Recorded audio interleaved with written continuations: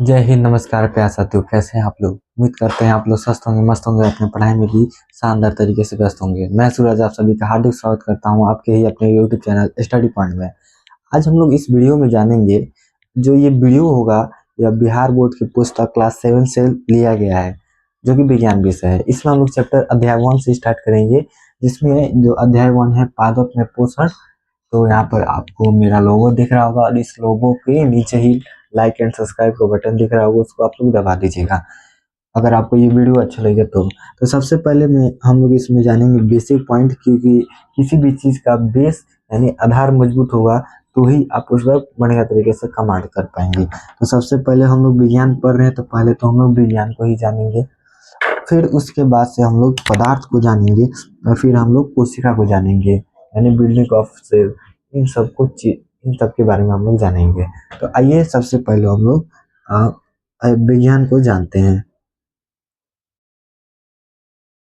तो देखिए, अंग्रेजी यानी जो विज्ञान है यह क्या होता है, तो लिखा है कि जिज्ञासा ही विज्ञान की जननी है। ठीक। तो सबसे पहले तो आपको यहाँ पर ये जानने का इच्छा कर रहा होगा कि जिज्ञासा क्या होता है। तो जिज्ञासा वेरी सिंपल है। अगर आपने कभी देखा होगा कि कहीं बारिश हो रही है, तो आप लोगों ने सोचा होगा कि बारिश क्यों हो रही है, इसके बारे में जानने की आपकी इच्छा हुई। तो अगर किसी भी चीज को जानने की इच्छा होती है तो वही क्या कहलाता है? जिज्ञासा कहलाता है। ठीक। जैसे एक और मैं बता दूं आपको कि कभी कभी बादल गरजता है, तो बादल क्यों गरजा? हाउ? वहीं पर क्यों गरजा? तो ये सब चीजों के बारे में जानना ही क्या कहलाता है? जिज्ञासा कहलाता है। तो अब देखिए, मैं आपको बता दूं, अगर कोई व्यक्ति बहुत ही जिसके अंदर बहुत ही ज्यादा जिज्ञासा है और इस जिज्ञासा के आधार पर वो कुछ चीजों को खोजता है, तलाशता है, हाँ, कुछ नए नए चीजों को खोजता है, तो वो बन जाता है क्या? आप लोग का साइंटिस्ट। तो आई होप आपको ये जिज्ञासा समझ में आया होगा कि जिज्ञासा क्या होता है। तो आइए, अब तो देखिए, बोल रहा है कि जिज्ञासा ही विज्ञान की जननी है। अच्छा, जननी क्या होता है? संस्कृत में हम लोगों ने पढ़ा होगा जनका। जनका मतलब क्या होता है? पिता। तो उसी प्रकार विज्ञान जो है, इसकी उत्पत्ति कैसे होती है? जिज्ञासा होती है, जिज्ञासा से होती है। तो जो है विज्ञान, यह जिज्ञासा की जननी है। तो जो विज्ञान है वो किसकी जननी है? विज्ञान विज्ञान जो है वह क्यों, मतलब इसे कहा जाता है? क्योंकि यह जननी है इसकी। अब देखिए, यहाँ पर एक बड़ा सिंपल है कि अगर मैं सॉरी, अच्छा ये बताइए आप लोग, क्या आपने कभी सोचा कि जो विज्ञान है उसको हम लोग अंग्रेजी भाषा में क्यों उसको साइंस कहते हैं? क्यों ना इसको मैथ कह देते हैं? हिंदी क्यों नहीं कहते हैं? संस्कृत क्यों नहीं कह देते हैं? तो मैं बता दूं, इसका रीजन वेरी सिंपल, बहुत ही सिंपल है। हम लोग इसे विज्ञान को साइंस इसलिए कहते हैं क्योंकि यह लैटिन भाषा के शब्द से लिया गया। अच्छा, लैटिन भाषा के शब्द से क्यों लिया गया है? उसका भी कारण है। आइए तो उसी को समझते। लिखा है कि अंग्रेजी भाषा के शब्द का उद्भव, उद्भव मतलब उदय, लैटिन भाषा के शब्द साइंटिया से लिया गया है, जिसका अर्थ क्या होता है? जानना होता है। क्लियर है? अच्छा, ये यहाँ पर आपको दिख रहा होगा लैटिन भाषा। अच्छा, ये लैटिन भाषा क्या है? जरा इसको भी समझ लेते हैं कि लैटिन भाषा है यह क्या होता है। जैसे अभी हम लोग आप लोग से बात कर रहे हैं, अभी हम लोग आप लोग से बात कर रहे हैं। हाँ, तो देखिए, मैं आपको ये बता रहा था कि लैटिन भाषा क्या होता है। जैसे अभी हम लोग एक भाषा का प्रयोग करके बात कर रहे हैं, आप लोग जल्दी से बताइए कि हम लोग किस भाषा का प्रयोग कर रहे हैं। तो आप लोग बोलेंगे हम लोग तो हिंदी भाषा में बोलकर प्रयोग कर रहे हैं। कभी कभी आप लोग अंग्रेजी, कभी कभी कोई अंग्रेज हम लोग के देश में आता है तो वो लोग कुछ अलग भाषा में बात करता है। तो वो लोग किस भाषा में बात करता है? तो जो अंग्रेज होंगे तो वो अंग्रेजी में बात करते हैं। ठीक उसी प्रकार ये जो लैटिन है, लैटिन भी एक प्रकार का भाषा है। क्या है? एक प्रकार का भाषा है। तो लैटिन जो शब्द है इसमें साइंटिया, क्या चीज से लिया गया है? साइंटिया से लिया गया है। साइंटिया, अच्छा, साइंटिया का अर्थ क्या होता है? तो जानना होता है। ठीक। क्योंकि विज्ञान क्या है? कि विज्ञान का मतलब हुआ कि किसी चीज को जानना, तो इसीलिए इस वाले शब्द से ही लिया गया है, सेंटिया वाले शब्द से ही लिया गया है। अब आइए हम लोग देखते हैं कि विज्ञान के प्रकार कितने होते हैं। ठीक, अब देखिए जो विज्ञान होते हैं उसके मुख्य रूप से 3 प्रकार होते हैं। कौन कौन होते हैं? एक तो हो गया आप लोग का भौतिक विज्ञान, रसायन विज्ञान और आप लोग का जीव विज्ञान। अच्छा, आप लोग के मन में आया होगा कि जो अब हम लोग इस जो क्लास 7 में है हम लोग कौन सा विज्ञान पढ़ते हैं? तो ये जो क्लास 7 है उसमें हम लोग तीनों तीनों विज्ञान पढ़ते हैं, लेकिन फर्क इतना है कि उसका जो सिलेबस है ये सब एक ही में दे दिया है, ये नहीं कि अलग अलग नहीं दिया है, इसको एक ही में दे दिया है। ठीक, तो आप लोग को टेंशन लेने की कोई जरूरत नहीं है। तो अब मैं बता दूं आपको कि जीव विज्ञान जो क्लास 7 का बुक है उसमें जीव विज्ञान का कौन सा चैप्टर है? तो हम लोग अध्याय 1 ही जो है जीव विज्ञान से लिया गया है। तो आइए इस पहले तो हम लोग जान लेते हैं कि इसका महत्व क्या है। ठीक, तो अब देखिए यहाँ पर जो है रसायन विज्ञान। अच्छा, रसायन विज्ञान जो है यह क्या होता है? तो मैं बता दूं आपको कि रसायन विज्ञान बहुत ही सिंपल है। जैसे मैं इसका महत्व बता दूं आपको कि सॉरी कि रसायन विज्ञान क्या होता है कि इसमें होता है कि पदार्थों के गुण धर्म के साथ उसका अभिक्रिया कराया जाता है। ठीक, जैसे जो महिलाएं होती है या फिर जो लड़की होती है अपने होंठ पर लिपस्टिक लगाती है, तो लिपस्टिक कहाँ से आता है? वो रसायन का ही कमाल है। कैसे? क्योंकि जो लिपस्टिक होता है तो आपको कहीं पेड़ से तो नहीं मिलेगा, वो एक दूसरे के पदार्थ को एक दूसरे के साथ मिलाकर उसको लिपस्टिक के रूप में बना दिया जाता है। एक और बता दूं आपको कि जैसे जो चीनी है वह कैसे बनता है? क्या वो पेड़ से आता है? नहीं, पेड़ से तो आता है लेकिन क्या चीनी के रूप में आता है? नहीं, उसको यहाँ पर कुछ गन्ना ले आया जाता है, कुछ केमिकल ले जाते हैं और उन दोनों के अंदर एक रासायनिक बंध कराते हैं जिसकी वजह से चीनी बन जाता है। तो अब इसका उपयोग कहाँ कहाँ होता है? अब जैसे युद्ध हो गया तो युद्ध में जो आदमी परमाणु बम छोड़ देता है, हाँ, जो परमाणु बम छोड़ देता है वो कहाँ से, वो कैसे बनता है? वो भी रसायन विज्ञान का ही कमाल है। अब देखिए, अब जैसे इसके जो उपयोग बहुत सारी जगह होते हैं, जैसे कृषि कार्य में भी उपयोग होते हैं। जो कृषि पर जो कीटनाशक आते हैं वो उन बैठ कर उसको उस फसल को खराब करते हैं, उसको कैसे वहां से कीटनाशक को भगाया जाता है? कैसे भगाया जाता है कि कैसे भगाया जाता है? तो उस पर कुछ केमिकल डाला जाता है, कुछ स्प्रे मारा जाता है जिसकी वजह से वहां से कीटनाशक भाग जाता है। आई होप आपको ये रसायन विज्ञान समझ में होगा। अच्छा, ये जीव दिख रहा होगा, जीव विज्ञान। जीव मतलब क्या है? मनुष्य, जानवर कोई। तो इसमें हम लोग जो सजीव चीजें हैं, सजीव में क्या क्या आता है? आमली हो गया, कुत्ता हो गया, शेर हो गया, बिलार हो गया, ठीक, गधा हो गया, बैल हो गया। आपके मन में जो आए वो सब, उन सभी के बॉडी को विस्तृत रूप से समझते हैं। ठीक, और उसी तरह भौतिक विज्ञान का क्या महत्व होता है?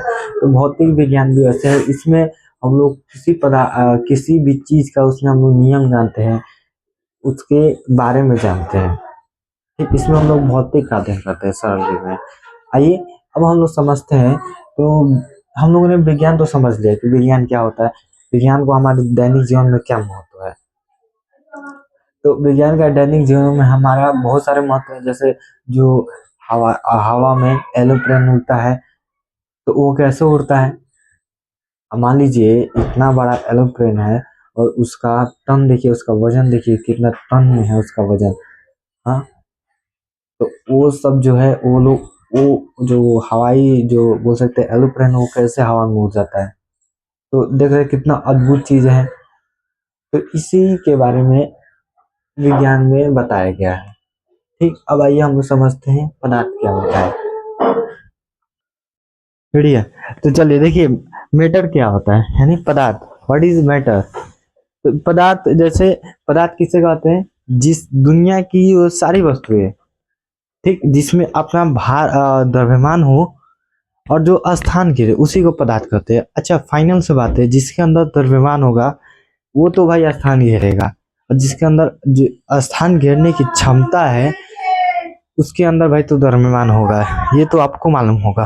तो देखिए जैसे यहाँ पर मैंने लिख दिया क्या, द्रव्यमान और क्या भाई स्थान। जो भी वस्तु जिसका कोई ना कोई द्रव्यमान हो, कोई ना कोई वजन हो और जो स्थान घिरे, वही क्या है भाई, वही तो भाई पदार्थ है। ठीक, क्या है भी, पदार्थ है। क्लियर है आप लोगों को। अब जैसे मैं आपको बता दूं कि जैसे आप यहाँ पर कोई भी चीज देख रहे हैं, जैसे आप कोई भी चीज कर देख रहे हैं, जैसे मैं यहाँ पर एक मार्कर का एग्जांपल लेता हूँ।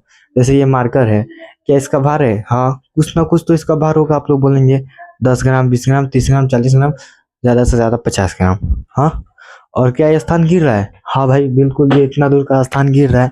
तो क्या मैं इसे पदार्थ कह सकता हूँ? हाँ बिल्कुल, मैं इसे पदार्थ कह सकता। क्यों कह सकता हूँ? क्योंकि इसके अंदर तो द्रव्यमान है पहला चीज, और इसके अंदर भार भी है। इसलिए मैं कह सकता हूँ कि यह क्या है भी, यह एक पदार्थ है। क्लियर है? तो ये तो आप लोग समझ में। जैसे यहाँ पर एक डस्टर है, क्या यह पदार्थ है? हाँ, ये भी पदार्थ है। क्यों है? क्योंकि इसका अंदर भार भी है और इसके अंदर द्रव्यमान भी, सॉरी, यह स्थान भी घेरता है। अच्छा ये बताइए कि यहाँ पर जो खुशी है, जैसे मुझे बहुत खुशी होती है पढ़ाने में या फिर पढ़ने में, तो यहाँ पर जो खुशी है, क्या यह पदार्थ है? हाँ, तो आप लोग बोलेगा नहीं भाई ये पदार्थ नहीं है। क्यों नहीं है? क्योंकि ना तो इसके अंदर द्रव्यमान है और ना ही यह स्थान घेर सकती है। जैसे मैं कहता हूँ मुझे बहुत खुशी हो रही है, कितना को बहुत खुशी हो रही है, तो यहाँ पर जो खुशी है, क्या यह इसके अंदर भार होता है? नहीं, ये तो सिर्फ हम लोग का एक भाव है, एक विचार है। ठीक, इसलिए यह क्या ना, ये पदार्थ नहीं है। क्या प्यार, मोहब्बत, ठीक, मोहब्बत, और भी बहुत सारी चीजें हैं। हाँ, क्या यह सब पदार्थ है? नहीं, ये सब चीज पदार्थ नहीं है। क्यों नहीं है? क्योंकि ना तो इसके अंदर द्रव्यमान है और ना ही इसके अंदर स्थान घेरने की क्षमता है। तो आप लोग समझ रहे होंगे कि जितने भी हमारे भाववाचक, आप बोल सकते हैं भाववाचक संज्ञा है, वो सारे चीज पदार्थ नहीं है। क्लियर है यहाँ तक? क्लियर है? आइए, तो आप लोग बताइए इसका उदाहरण क्या क्या हो सकता है पदार्थ का। जैसे में आप लोग बोलेंगे कलम, सबसे पहले तो हम लोग हाथ में पेन लिए हैं, तो इसलिए ये कलम। अब जगह कॉपी, कॉपी,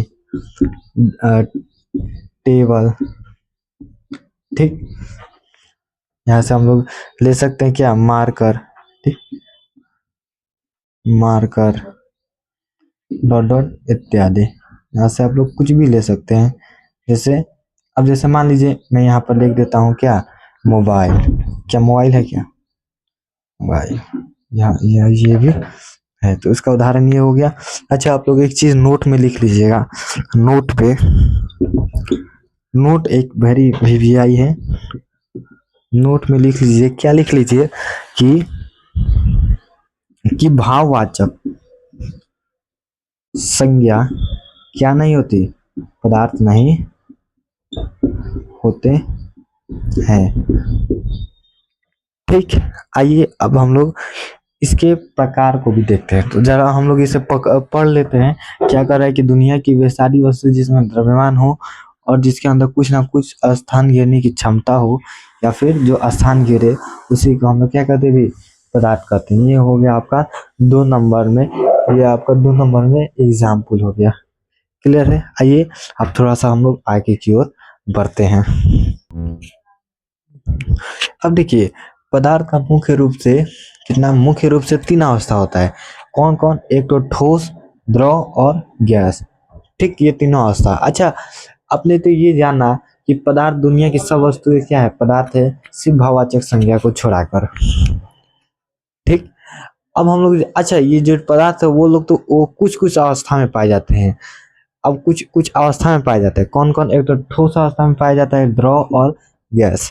लेकिन ये दो दोनों चीजें हैं, ये हम लोग को दिखाई देता है, लेकिन ये जो है हम लोग को दिखाई नहीं देता है। अब देखिए, अगर देखिए ठोस का परिभाषा क्या है, कि पदार्थ की वह अवस्था जिसका आकार हो और आयतन हो निश्चित, तो वह क्या कहलाता है, ठोस कहलाता है। ठीक, जैसे जैसे में जैसे में कलम। अच्छा, आप लोग आकार का मतलब समझ रहे हैं, कोई शेप। ठीक, कोई शेप जैसे गोलाकार, अंडाकार, हाँ, त्रिभुजाकार। तो कोई शेप, ठीक ना, कोई शेप आप लोग समझ रहे हैं। तो इसका कोई आकार निश्चित होता है, लेकिन आयतन अनिश्चित, आयतन भी निश्चित होता है। आयतन का मतलब क्या? जैसे कोई चीज कोई चीज जितना स्थान घेरे वही क्या कहलाता है? आयतन। जैसे मैं कहूँ कि यहाँ पर एक गिलास है और एक गिलास है, और यहाँ पर मैंने पानी डाल दिया। ठीक, यहाँ पर मैंने पानी डाल दिया। तो ये जब पानी डालने की अवस्था और यहाँ पर पानी भरने की अवस्था, तो अब बताइए, यहाँ पर कुछ ना कुछ इसका स्थान तो घेर रहा है, स्थान घेर रहा है कि ना? बताइए आप लोग, स्थान घेर रहा है। तो जो चीज जितना स्थान घेरे, तो वही क्या कहलाता है? आयतन कहलाता है। ठीक ना, है क्या कहलाता है? आयतन कहलाता है। तो यहाँ पर ठोस यानी कि जो सॉलिड हो, जिसका आकार और आयतन निश्चित हो, वही क्या कहलाता है? ठोस कहलाता है। आप लोग देख सकते हैं इसका परिभाषा। और यहाँ से आप लोग का हो गया द्रव, यानी कि वह अवस्था पदार्थ की जिसका आकार तो अनिश्चित होता है, लेकिन जो आयतन होता है वह निश्चित है, वही क्या कहलाता है? द्रव कहलाता है। जैसे दूध हो गया, पेट्रोल हो गया, हाँ, इत्यादि चीजें। आप लोग एग्जाम्पल अपने से तो लिख सकते हैं, दूध, पेट्रोल, ठीक, डॉट डॉट डॉट इत्यादि। यहाँ पर भी अपने से आप लोग एग्जाम्पल लिख सकते हैं, कलम, हाँ, कलम हो गया। जैसे मोबाइल लिख सकते हैं, मोबाइल, डॉट डॉट डॉट इत्यादि। ठीक, इत्यादि। अच्छा, गैस क्या होता है? गैस को आप कैसे अनुभव कर सकते हैं? जैसे आप कोई गुब्बारा लीजिए और उसमें थोड़ा सा हवा भरती है, तो पहले गैस तो चिपटा हुआ सा था, आप लोग इमेजिन करिए। लेकिन जब हमने हवा भरा तो वो थोड़ा फूल गया। क्या हुआ भाई? वो फूल गया। तो वो कैसे फूला? उसके अंदर कोई पदार्थ है तो ही तो फूला होगा, हाँ। तो गैस है, तो उसमें क्या भरा? कुछ, जैसे उसमें कुछ गैस पड़ा तो ही तो वो हम लोग का गैस तो नहीं दिखता है, लेकिन आप देख सकते हो उसमें एक कोई पदार्थ है तो ही तो इतना बड़ा हो गया। तो वही क्या है भाई? गैस है। ठीक। और जैसे एक और एग्जांपल, जैसे आप लोग थोड़ा अपना नाक बंद कर लीजिए कुछ इस प्रकार से, और कुछ देर तक उसको इसी तरह दबाए रखिए, तो आप लोग को कुछ घुटन सी महसूस होगी। क्यों होगी? क्योंकि आपके अंदर गैस नहीं जा रहा है। तो हमने बताया कि आपको गैस नहीं दिख सकती है। कुछ इस प्रकार से आप गैस को समझ सकते हैं।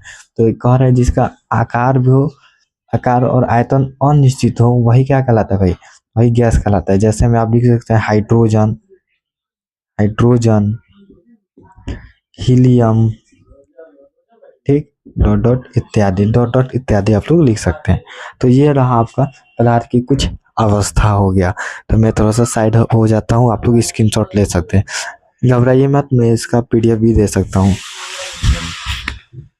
वीडियो को पॉज कर दीजिए।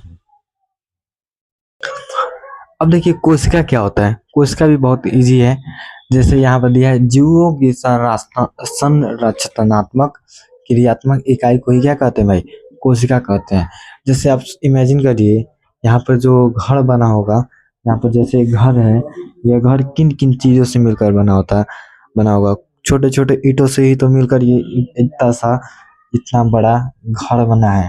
ठीक, सॉरी, यहाँ पर 3 मीटर तो बहुत छोटा हो गया, मान लीजिए 50 मीटर। ठीक ना, 50 मीटर मतलब जितना भी मीटर हो, इससे हम लोग को कोई फर्क नहीं पड़ता। तो हम यहाँ पर हम क्या बताना चाह रहे हैं, यहाँ पर छोटे छोटे ईंटों से मिलकर ही तो बड़ा होगा। उसी प्रकार से जो हम लोग का शरीर है, वो छोटे छोटे कोशिकाओं से मिलकर बना होता है। ये सूक्ष्म होते हैं। सूक्ष्म मतलब क्या? बहुत छोटे। सूक्ष्म मतलब क्या होता है? छोटा। तो ये बहुत सूक्ष्म होते हैं, जिसकी मदद से इनको हम लोग देख नहीं पाते, लेकिन इसको देखने का उपाय है। कैसे देख सकते हैं आप लोग?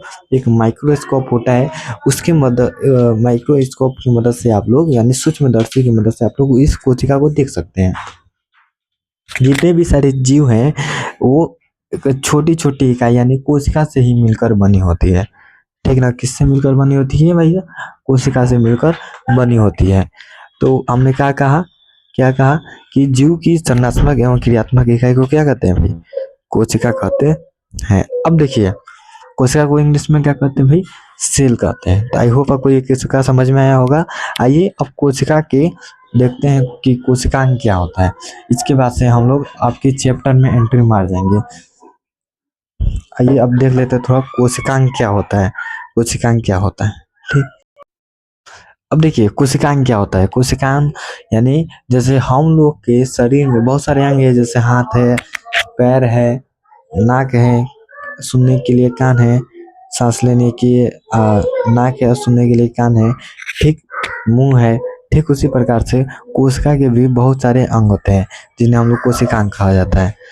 ठीक, तो कोशिकांग क्या है कि कोशिका के अंगों को ही कोशिकांग कहते हैं। जैसे कोशिका के अंग, जैसे कोशिका भित्ति, ठीक, जैसे हम आप लोग लिख सकते हैं कोशिका भित्ति, कोशिका झिल्ली, कोशिका झिल्ली,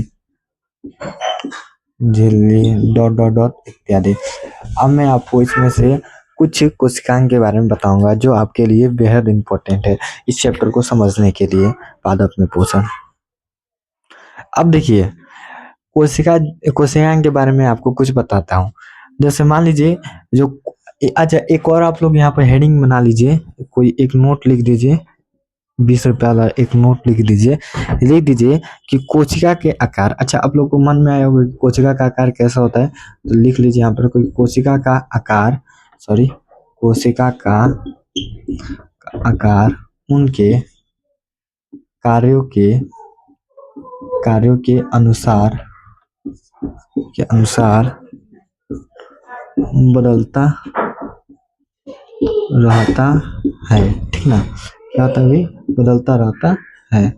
उनके कार्य के अनुसार ये यहाँ पर जो है वो कोशिका का आकार बदलता रहता है। क्या होता है, बदलता रहता है। जैसे यहाँ पर अब देखिए कोशिकांग क्या है, तो जैसे यहाँ पर कोई एक कोशिका का अंग हो गया, मान लीजिए कोई कोशिका है, ठीक, तो इसके ऊपर एक परत सी, एक लेयर सी बनी होती है, सॉरी, यहाँ पर एक लेयर सी बनी होती है। जैसे मैं यहाँ पर लेयर जैसे मैं बना रहा हूँ वैसे ही आप बनाते रहिए, ठीक ना। तो जैसे यहाँ पर ये हो गया कोसा या फिर कोशिका, और इस वाले जो लेयर है उसको क्या कहते हैं, कोशिका झिल्ली। और यहाँ से आप थोड़ा थोड़ा मिटा दीजिए, ठीक ना, इसको आप लोग रिमूव कर दीजिए। क्यों रिमूव कर दीजिए, क्योंकि इसको भी तो भाई साहब सांस लेने की आवश्यकता होती है, इसलिए मैं इसे रिमूव कर देता हूँ। ठीक, अब देखिए इसके बीच में केंद्र होता है। इसके केंद्र में यानी इसके बीच में कुछ एक कोशिकांग होता है। ठीक, बीच में है, इसलिए हम लोग इसको हम लोग कोशिका केंद्र कहते हैं। सॉरी, यहाँ पर केंद्र कहते हैं। क्या कहते हैं, केंद्रक। ठीक ना, इसको क्या कहते हैं हम लोग, केंद्र कहते हैं। क्लियर है यहाँ तक। अब देखिए ये आप लोग का हो गया, और इसके अंदर बहुत सारे इस प्रकार से द्रव मेटेरियल भरे होते हैं, लिक्विड फॉर्म में होते हैं। ठीक, कैसे होते हैं, लिक्विड फॉर्म में भरे होते हैं। जैसे आप लोगों ने पानी देखा होगा, ठीक उसी प्रकार दिया, यहाँ पे बहुत सारे इसके अंदर पानी भरे होते हैं, यानी द्रव अवस्था में होते हैं। ठीक, जिसे हम लोग द्रव होते हैं, जिसे हम लोग जिसे हम लोग कोशिका द्रव कहते हैं। ठीक, कोशिका द्रव कहते हैं। क्यों कहते हैं, क्योंकि यह कोशिका के अंदर है, इसलिए हम इसे कोशिका द्रव कहते हैं। क्लियर है। आइए अब हम लोग एक और चीज देख लेते हैं कि यहाँ से आपके लिए सिर्फ इतना ही इम्पोर्टेंट था। अगर आप लोग कक्षा 8 में जाते हैं, किसमें जाते हैं भी, कक्षा 8 में जाते हैं, तो आपको इसके बारे में डिटेल से पढ़ना होगा। एक चैप्टर ही है क्या, कोशिका का एक चैप्टर ही है, ठीक ना। ये आप लोग का हो गया, ये और ये आप लोग समझ रहे होंगे कि यह क्या होता है। तो आप लोग इस प्रकार से आप लोग चित्र बना लीजिएगा, ठीक ना, इसी प्रकार से आप लोग चित्र बना दीजिएगा। यहाँ पर मैं लिख देता हूँ कोशिका। ठीक, इस प्रकार से आप लोग चित्र बना लीजिएगा। एक मिनट,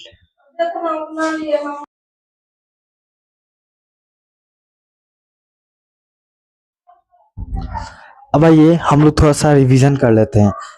तो आज की क्लास में हम लोगों ने क्या पढ़ा, आज की क्लास में हम लोग सबसे पहले तो हम लोग विज्ञान को देखा। विज्ञान में हम लोगों ने क्या देखा भाई, विज्ञान हमारे दैनिक जीवन में बहुत ही उपयोग होता है। विज्ञान के 3 भागों में बांटा गया है। पहले तो रसायन विज्ञान, ठीक, या फिर रासायनिक विज्ञान आप लोग जैसे कहें।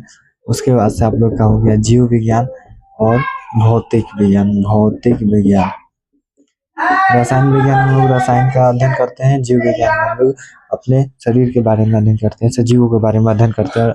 और भौतिक विज्ञान में हम लोग भौतिकी के बारे में अध्ययन करते हैं। ठीक, उसके बाद से हम लोगों ने ये पढ़ा। उसके बाद से हम लोगों ने पदार्थ को देखा कि पदार्थ क्या होता है, जिसके अंदर द्रव्यमान हो और जिसके अंदर भार हो, वही क्या है, पदार्थ है। इसके भी 3 भाग होते हैं। इसके 3 भाग होते हैं। कौन कौन? इसके 3 अवस्था होते हैं। एक तो ठोस अवस्था होता है, द्रव होता है, जो लिक्विड अवस्था में से द्रव, और जो गैस यानी यह दिखता नहीं है वो। और फिर हम लोगों ने एक और देखा, क्या देखा भाई? कोशिका को देखा। ठीक, कोशिका क्या होता है? तो जीव की सबसे छोटी इकाई होती है। क्या होती है? छोटी सी इकाई होती है। छोटी इकाई होती होती है। ठीक, और इसके अंदर हम लोगों ने कोशिकांग को भी देखा कि कोशिकांग क्या होता है।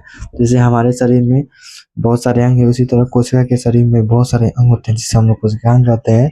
इसमें हम लोगों ने कितने कोशिकांग की चर्चा की? तो भाई हम लोगों ने पहला तो ये किया कि केंद्रक क्या होता है। जो केंद्र में होता है इसे हम लोग केंद्र कहते हैं।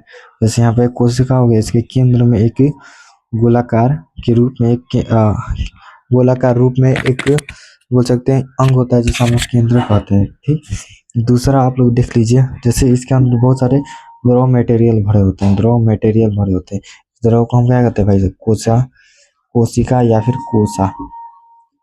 कोशिका या फिर कोसा द्रव कहते हैं। ठीक, कोशिका मतलब, कोसा का मतलब एक ही होता है। कोसा का मतलब आप लोग घबराइएगा मत, कोशिका का मतलब भी कोशिका ही होता है। फिर हम लोगों ने इसको, इसकी रक्षा के लिए, कोशिका की रक्षा के लिए एक झिल्ली होती है जिसे हम लोग कोशिका झिल्ली कहते हैं। ठीक, यहाँ पर एक झिल्ली होती है।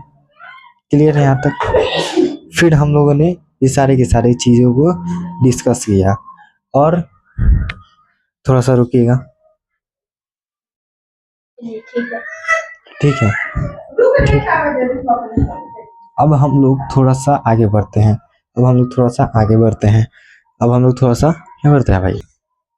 तो फाइनली हम लोग ने इस चैप्टर के बारे में बेसिक चीज़ों को कंप्लीट कर लिया। अब हम लोग का जो नेक्स्ट क्लास होगा वह क्या होगा भाई? जो नेक्स्ट क्लास होगा इसी चैप्टर को हम लोग कंटिन्यू करेंगे। यानी कि हम लोग इसी चैप्टर को कंटिन्यू करके आगे बढ़ेंगे। अगर अभी तक आपने यहाँ तक वीडियो देख ली तो प्लीज़ चैनल को लाइक एंड सब्सक्राइब जरूर से कीजिएगा और अपने दोस्तों में भी शेयर कर लीजिएगा। तब तक के लिए जय हिंद।